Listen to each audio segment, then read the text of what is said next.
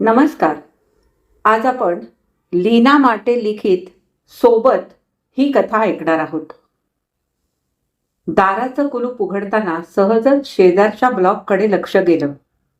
त्या ब्लॉकच्या दाराला आंब्याचं डहाळं आणि तोरण दिसलं. सुकलेलं होतं जरा. 6-7 दिवसांपूर्वी लावलेलं असावं. म्हणजे कुणीतरी शेजारी राहायला आलेलं दिसतंय.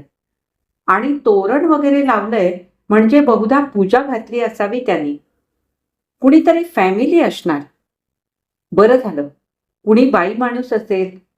आता मला बोला बसायला तेवढीच सोबत. शिवाय मजल्यावर जागही राहील. आमच्या मजल्यावरच्या 4 ब्लॉकपैकी 2 ब्लॉक आत्तापर्यंत एवढी वर्ष भाड्यानं दिले होते आणि समोरचा एक ब्लॉक गेल्या 2 वर्षांपासून बंदच होता.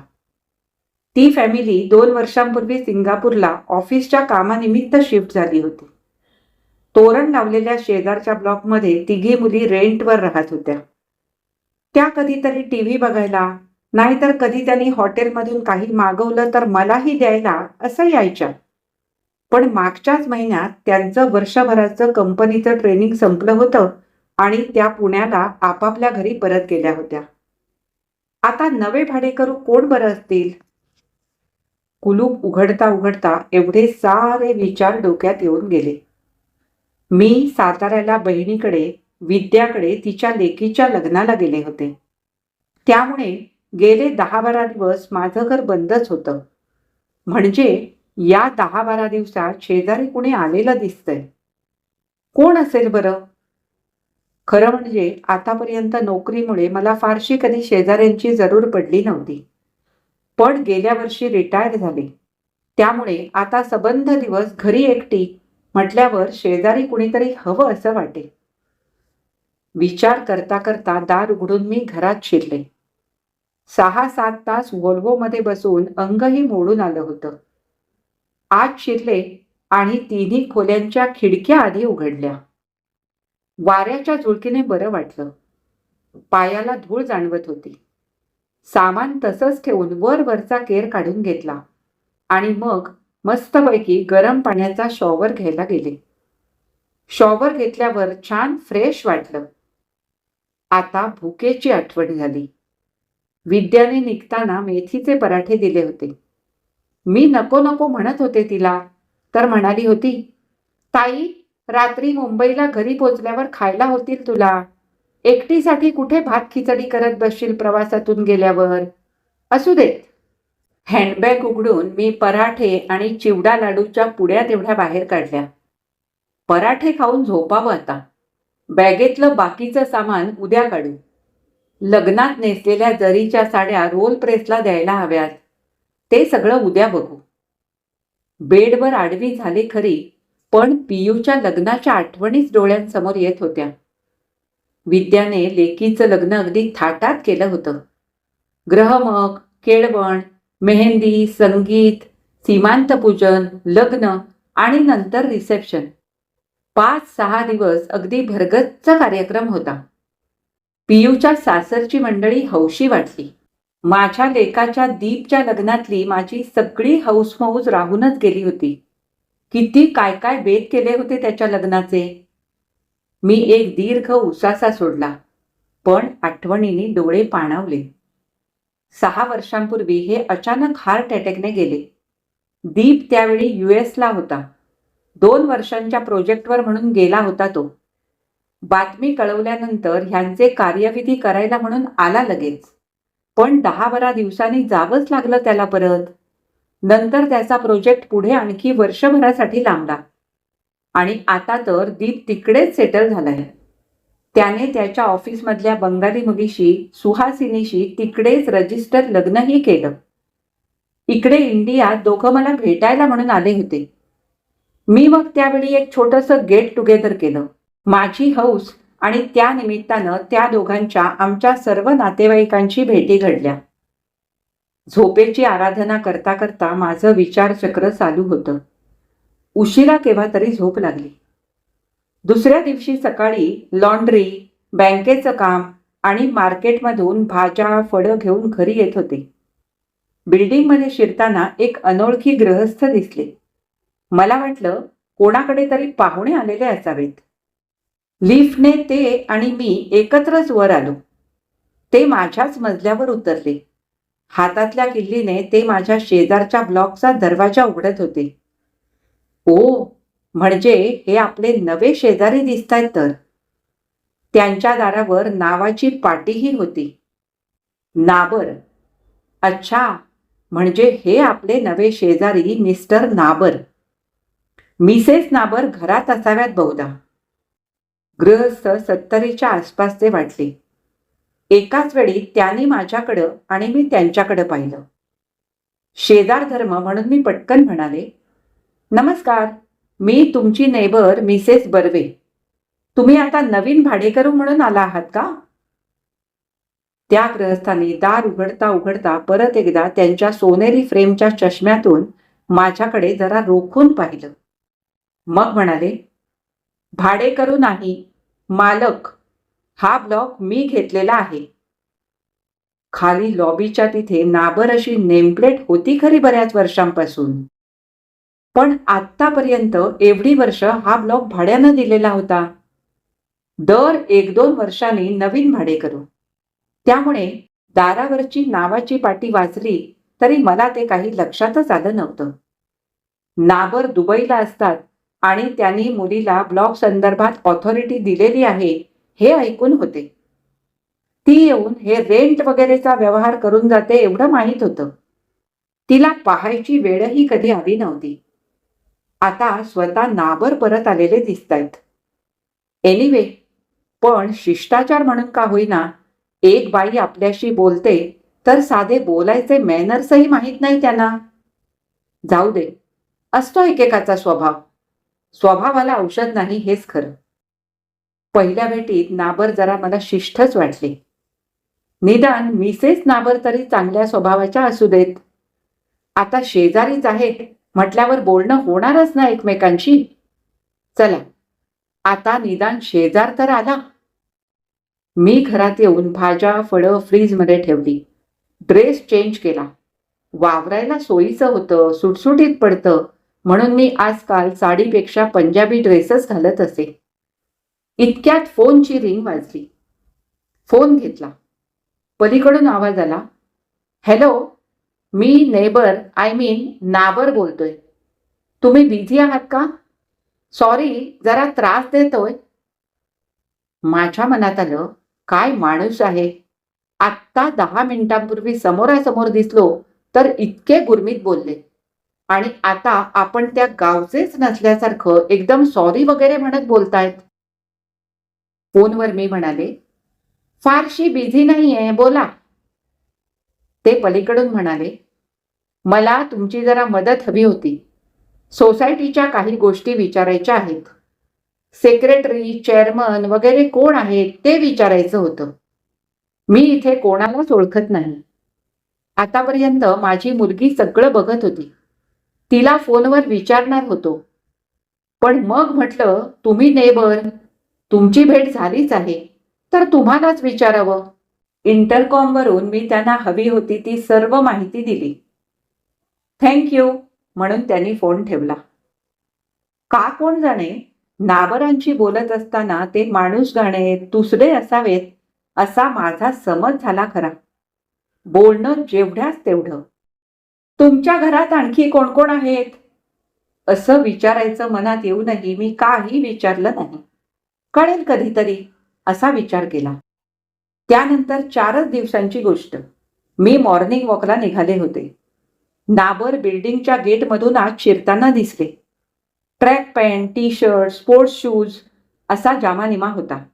म्हणजे नक्कीच ते वॉक घेऊन आलेले असावेत.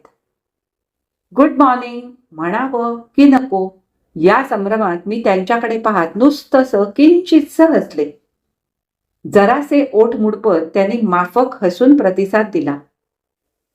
दिवस जात होते संथ गतीने. साताऱ्याहून पियूच्या लग्नाला जाऊन आल्यालाही आता 1.5 महिना होत आला होता. नाबर कधी समोरासमोर कधी लिफ्टमध्ये दिसत, पण अजूनही मला नाबरांच्या घरी नक्की कोण कोण राहतंय हे काहीच कळालं नव्हतं. बंद दाराआडच्या ब्लॉक संस्कृतीत राहणारे आम्ही. कारण नसताना उगीच दुसऱ्याच्या घरात डोकावतोय कशाला?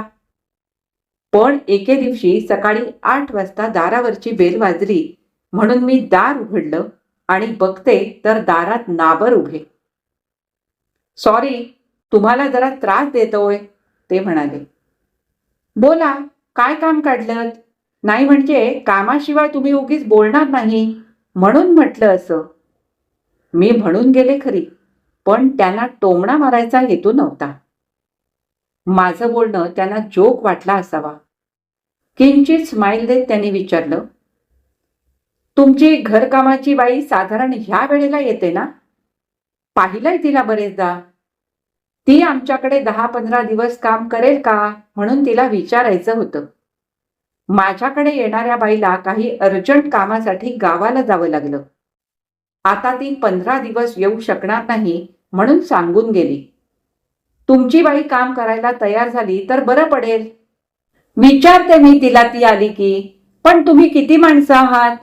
काय काय काम करायचं ते सांगायला हवं ना तिला, मी म्हटलं. त्यावर नाबर म्हणाले, मी एकटाच असतो इथे. भांडी, केर, लादी, डस्टिंग असं काम करायचं आहे. तुमच्या बाईला जरा प्लीज रिक्वेस्ट करा माझ्यातर्फे. ती हो म्हणाली तर बरं होईल. ठीक आहे, विचारते तिला आणि कळवते तुम्हाला, मी म्हटलं. थँक्स, ते म्हणाले आणि त्यांच्या घरी परत गेले. केवढा हा शिष्टपणा, असं आलंच माझ्या मनात. पण तरी मी माझी कामवाली बाई आल्यावर तिला सर्व सांगून त्यांच्याकडे पाठवून दिलं. त्यांनाच काय ते ठरवू दे असा विचार केला. त्या दिवसापासून माझी कामवाली बाई नाबरांच्या घरीही काम करू लागली होती. ती काम स्वच्छ करते आणि तिलाही त्यांच्याकडची वेळ जमणार होती म्हणून पुढे त्यांनी तिलाच कायम केलं. आता आमच्या दोघांमध्ये एकच कामवाली होती. मग तिच्याकडून मला थोडंफार त्यांच्याबद्दल कळलं. जेवण ते स्वतः बनवत होते, म्हणजे भाजी, भात, आमटी असं ते स्वतः करत असत आणि पोळ्या तेवढ्या बाहेरून मागवत असत. गेली 20 वर्षे ते दुबईला नोकरीनिमित्त होते. आता परत आलेत. एकटेच राहतात इथे. त्यांना एक मुलगी आहे. तिचा नवरा आणि ह्यांची म्हातारी आई बंगलोरला असतात. त्यांच्या मुलीला ह्यांच्या आईनंच वाढवलं, मोठं केलं. 2-3 आठवड्यात माझ्या बाईने बरीच माहिती मिळवली होती नाबरांबद्दल. मी तिला तसं म्हटलं देखील. तर म्हणाली, आव, फोटो आहे ना बेडरूम मध्ये त्यांच्या, तो पुसताना एक दिस विचारलं, लेक आणि जावई दिसतात हे, आणि ही म्हातारी आय हाय वाटतं. तवा ते सारं म्हणले. नाहीतर तो बाप्या माणूस स्वतःहून काय सांगणार? ह्या मुलीच नाही, सारखं काय ते घडीच्या कम्प्युटरवर नाहीतर पुस्तकात डोसकं खुपसून असतात. तिच्याकडे मी आणखी विषय वाढवला नाही, तरी तिनंच पुढे माहिती पुरवली. बायको हाय का गेली काय माहित नाही बघा. गेली म्हणताना तिनं वर छताकडे हात केला होता. कामवालीच्या निमित्तानं का होईना, पण आता कधीतरी माझं आणि नाबरांचं बोलणं होऊ लागलं. त्यांचा दुसरा स्वभाव हळूहळू मवाळल्यासारखा वाटत होता. आमच्यात सहज संवाद सुरू झाला आणि बऱ्यापैकी स्नेहही जुळला. नाबरांच्या आणि माझ्या काही आवडीनिवडी, सवयी सारख्या होत्या. सकाळी वॉकला आम्ही आता एकत्र जायला लागलो. त्यांच्याकडे कॅरम बोर्ड होता. एखाद्या दुपारी आम्ही कॅरम खेळणं सुरू केलं.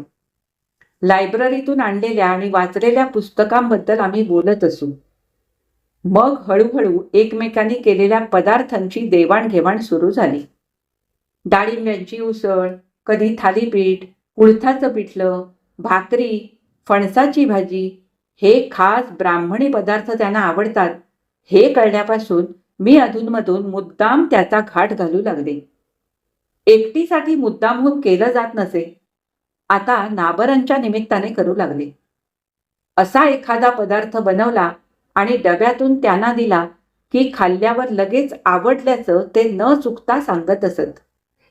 आणि मलाही ऐकून बरं वाटे. ते मला नेबर म्हणत.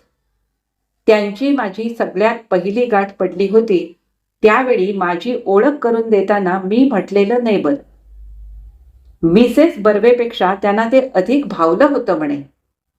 अर्थात म्हणण्यात काय आहे म्हणा, पण दोन एकट्या, एकाकी आणि संवादाला दुरावलेल्या व्यक्तींमध्ये आता स्नेह जुळू लागला होता, हे खरं. वीकेंडला माझ्या लेकाशी, सुनेशी व्हॉट्सॲप, स्काईपवर भरपूर गप्पा होत असत. पण गेल्या काही महिन्यांपासून ते जरा कमी झालं होतं. कधी त्यांचे कुठे आउटिंगला किंवा मित्रांकडे जाण्याचे प्लॅन ठरत, तर कधी वीकेंडची कामं, ग्रोसरी, हाऊस क्लिनिंग, लॉन्ड्री असं असलं की त्यांना वेळ होत नसे. मात्र 2 वाक्यांची मेल किंवा मेसेज दररोज न चुकता येईच. आई, how are you? Take care. We are fine. मीही आता हे सारं माझ्या अंगवळणी पाडून घेतलं होतं. आपणच आपल्याला बदलायला हवं. या टेक्नोसेव्ही आणि रॅट रेसच्या युगात तरुण पिढीशी संवाद साधायचा म्हणजे हे सारं आलंच. मी ते जमवून घेते. पण कधीतरी कातरवेळी वेडं मन हळवं होतं. कुणाशी तरी बोलावं असं वाटतं. नोकरी होती तोपर्यंत जाणवलं नाही. पण आता रिटायर झाल्यापासून पूर्ण वेळ घरीच असते. त्यामुळं कधीतरी खूप कंटाळा येतो साऱ्याचा. सगळं नीरस वाटत राहतं. तसं माझं रुटीन मी बऱ्यापैकी सेट केलं होतं. रोजचा मॉर्निंग वॉक, दुपारी योगाचा क्लास, संध्याकाळी 2 दिवसाआड मार्केटची फेरी, कधी लायब्ररी आणि रोज रात्री टीव्हीवरच्या डेली सोप मालिका, असं साधारण ठरून गेल्यागत होतं. पण तरीही कधीतरी संध्याकाळ गडद होऊन अंगावर येईल. एकटेपण खायला येईल. शिळोप्याच्या गप्पा मारायला घरचं नाही तर निदान शेजारी तरी कुणी असावं असं वाटेल. आयुष्याच्या सांजपर्वात आलेलं एकटेपण, एकाकीपण किती भीषण वाटतं हे जो अनुभवतो त्यालाच कळतं. त्यामुळे नाबरांचा आणि माझा संवाद सुरू झाल्यापासून मला काही करायला, खाण्याचे वेगळे पदार्थ बनवायला उत्साह वाटू लागला होता. एके दिवशी आमच्याच बिल्डिंगमध्ये पहिल्या मजल्यावर राहणाऱ्या पेठे काकू माझ्या घरी आल्या. त्यांना माझ्याबद्दल विशेष जिव्हाळा आहे. आल्या आल्या काकू म्हणाल्या, "अगं, जरा बोलायचं होतं तुझ्याशी. वेळ आहे का नंतर येऊ?" "बोला ना काकू, भरपूर वेळ आहे. काही खास?" मी काकूंना विचारलं. पेठे काकू म्हणाल्या, "सोसायटीत जरा कुरबुर झाल्याचं कानावर आलं माझ्या. तुम्हा दोघांबद्दल वावगं बोललेलं ऐकलं मी." काकू कुणाबद्दल सांगतात ते काही लक्षातच आलं नाही माझ्या. काकू पुढे म्हणाल्या, "लोक काही बाही बोलतात. त्यांचं काय जातंय? पण रूमर पसरवायला टपलेलेच असतात बघ सगळे. मात्र आपण आपल्या मनानं स्वच्छ आणि प्रामाणिक असलो तर लोकांच्या बोलण्याला भीक घालू नाही. लोकांना काय ग, स्त्री पुरुष एवढाच भेद कळतो. त्यांच्यातली निखळ मैत्री कळत नाही. उचलली जीभ आणि लावली टाळ्याला. आपण फार विचार करू नाही, पण लोकांना बोलायला वावही देऊ नाही. तू गुणी आहेस, मला माहिती आहे. इतकी वर्ष ओळखते मी तुला. पण लोकांचं तसं नाही. एकटी बाई काय काय सोसत असते, कसल्या कसल्या दिव्यातून जात असते, त्यांना काय कल्पना. तिच्याबद्दल वावड्या उठवायला ही लोक टपलेलीच." तेच सांगायचं होतं. आता माझ्या लक्षात आलं, काकू नाबरांबद्दल बोलत होत्या. मन बेचैन झालं. नाबर आणि मी, आमच्यात असं काही नव्हतं. होती ती फक्त मैत्री. पण तरीही लोक कुजबुजतात हे ऐकून मी अस्वस्थ झाले. पुढचे 2 दिवस असेच गेले. डोकं बधिरलं होतं. काकूंचे शब्द मनाला अस्वस्थ करत होते. मी 2 दिवस सकाळी वॉकला जायचं टाळलं. माझ्या अपेक्षेप्रमाणे नाबरांनी इंटरकॉमवरून विचारलंच. मी थंडीचं कारण पुढे केलं. पण मग वाटलं, असं लोकांच्या बोलण्याला घाबरून थोडंच राहता येणार आहे. मी मनाशी काही विचार केला, काही ठरवलं. दुपारी नाबरांनी कॅरम खेळायला येताय का म्हणून विचारलं. मी गेले. खेळत असताना नाबर म्हणाले, काय नेबर, मॉर्निंग वॉक कधीपासून सुरू करताय पुन्हा? उद्यापासून नक्की, मी म्हटलं. त्यावर ते म्हणाले, मग आता 8 दिवस तुम्हाला एकटीला जावं लागणार वॉकला. मी उद्या सकाळच्या फ्लाईटनं बंगलोरला लेकीकडे जातोय. तिचा आणि आईचाही खूपच आग्रह पडला, येऊन जा म्हणून. लेकीने ऑनलाईन तिकीटही बुक करून टाकलं लगेच. आईलाही मला भेटायचंय म्हणत होती. 8 दिवस राहून येईन परत. नाबरांची प्रत्येक गोष्ट मला माहीत असायची असं नाही, किंवा ती माहीत असावीच अशी माझी अपेक्षा पण नव्हती. तरीही मी थोडीशी दुखावलेच. नंतरचे ते 8 दिवस मला अगदी खायला उठले. वेळ जाता जाईना. शनिवारी दीप बरोबर बोलताना मी त्याला कितीतरी वेळा म्हटलं सुद्धा, वेळ जात नाही रे, खूप एकटं एकटं वाटतं. कंटाळते मी आताशा. कधी बरं नसलं तर कोणीतरी जवळ हवं असं वाटतं. एरवी कधीच मी त्याच्याशी असं बोलत नसे. ती दोघं तिकडे हजारो मैल दूर, त्यांना उगीच का चिंता करायला लावायची?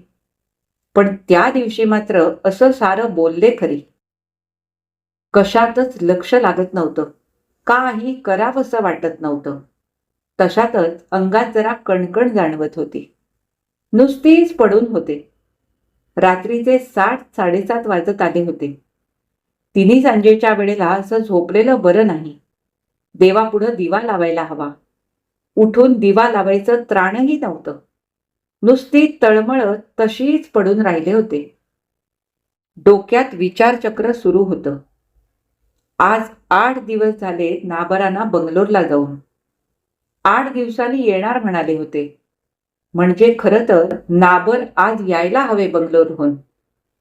आले नाहीत म्हणजे मुक्काम वाढवला तर नाही ना त्यांनी. भुंगा डोकं पोखरू लागला. तेवढ्यात लक्षात आलं, इंटरकॉम कधीपासून वाजतोय. वाटलं बहुधा नाबरच असावेत. पण उठून फोन घ्यायला जाईपर्यंत तो बंद झाला. तशीच बसून राहिली. इतक्यात दारावरची बेल वाजली. मी दार उघडलं.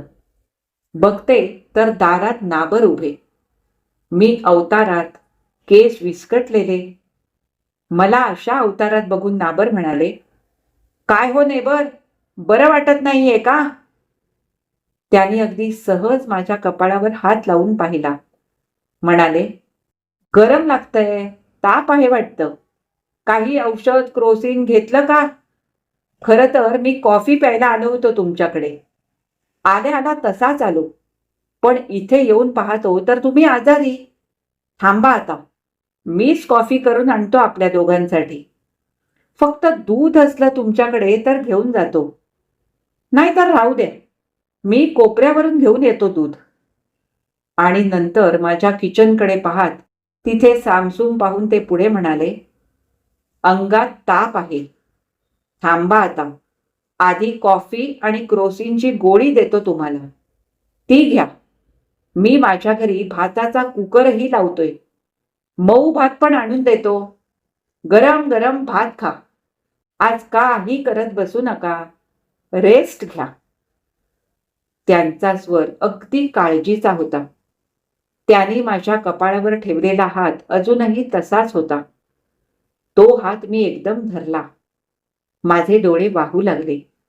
त्याने माझ्या हातावर थोपटल्यासारखं केलं. मला खूप आश्वस्त वाटलं. नंतर त्यांनी त्यांच्या घरून कॉफी करून आणली. आम्ही ती एकत्र घेतली. मला क्रोसिनची गोळीही दिली.